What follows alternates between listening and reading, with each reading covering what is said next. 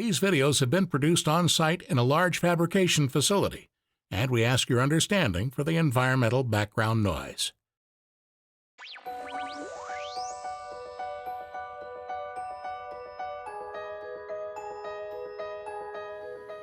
The Copper Development Association is pleased to present a series of video presentations covering welding of copper-nickel alloy. This video is the third in a series designed to provide welders with the principles of joining 90-10 and 70-30 engineering grades of copper-nickel. To recap, in our first video, we covered preparation for welding. Maintain a high level of cleanliness and avoid contamination, which can cause weld cracking. Preheat and post-weld heat treatments are unnecessary. There are elements that even in small amounts are very detrimental to copper-nickel alloys, and if present on the surface before welding, they can cause embrittlement and cracking. The elements that are particularly harmful are lead, sulfur, phosphorus, and other low melting point metals. The fabrication of copper-nickel alloy pipe and tubes is similar to that of other alloys such as carbon and stainless steels. We are assuming that all viewing this video are familiar with the basics of welding, and our message is to point out where the copper-nickel alloys are different and exceptions are needed. The basic guidelines for TIG welding are covered in the copper-nickel alloy TIG welding video and are applicable to pipe welding. Some important points to remember are the need for high frequency or a lift start, and a downslope or current decay to minimize start and crater defects. Prepare tungsten electrodes the same as you would for stainless steel.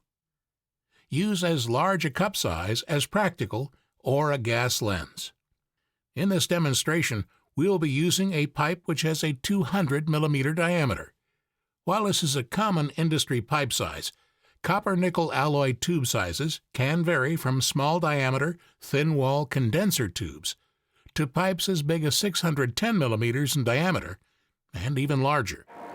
We prepared this pipe for welding using a 45-degree bevel angle and a 1.5 millimeter root face. Root face can be anywhere from 1.5 to 2.4 millimeters depending on wall thickness and other issues. It is important to have a uniform root face, or land, as it is often called, around the pipe circumference for the welder to make a uniform root pass. This is best done by machining, and an ID counter bore may be needed to correct pipe that is out of round. The root pass technique we'll use on this joint will be an open root joint with hand-fed filler material. This is commonly used on stainless steel and other pipe alloys. The root pass technique is an area of flexibility, and best results are often obtained using the technique the welder is most familiar with, allowing for differences in fluidity.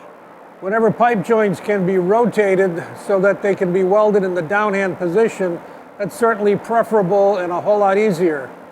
In many cases, however, pipe must be welded in a fixed position, and we're going to show welding in a horizontal fixed position.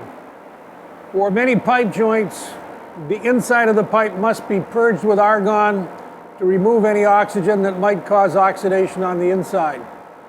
We'll use 100% argon. We will set up a purge dam with argon flowing in. We'll let that purge run long enough to remove any air that's inside the pipe that could cause oxidation. We'll also tape up any place where the gas might escape so that the area that we weld will have a good purge behind it. We've tack welded this pipe section together. Notice that our tack welds are closer together than you'd normally use for carbon or stainless steels. This is typical again of copper-nickel welding. Also, our tacks are quite small so that they're easily incorporated into the final weld. Also, be sure to inspect all the tack welds to make sure they're sound and to wire brush and remove any oxides before starting to weld. We're about ready to start welding. You'll notice that we have a gas cup that's a little bit larger than you might use on stainless steel. It needs to be big enough to get good gas coverage and yet small enough not to interfere with the welder's vision of the puddle. We're using 1.5 millimeter diameter 70-30 copper-nickel filler metal.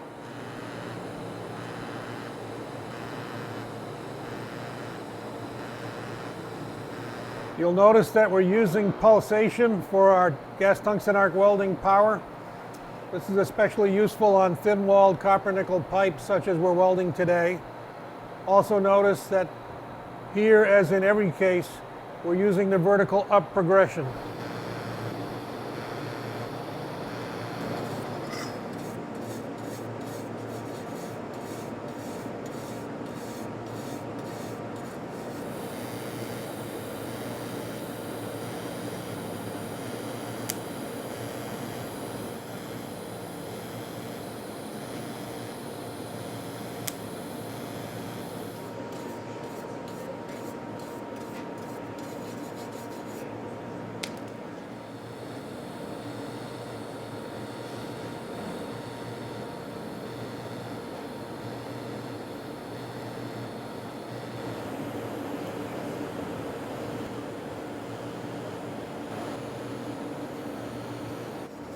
After the weld is made, post-weld clean to a bright finish and visually inspect the weld to assure that it meets desired quality, the proper weld contour, and is free of defects such as cracks, undercut, and lack of fusion and penetration.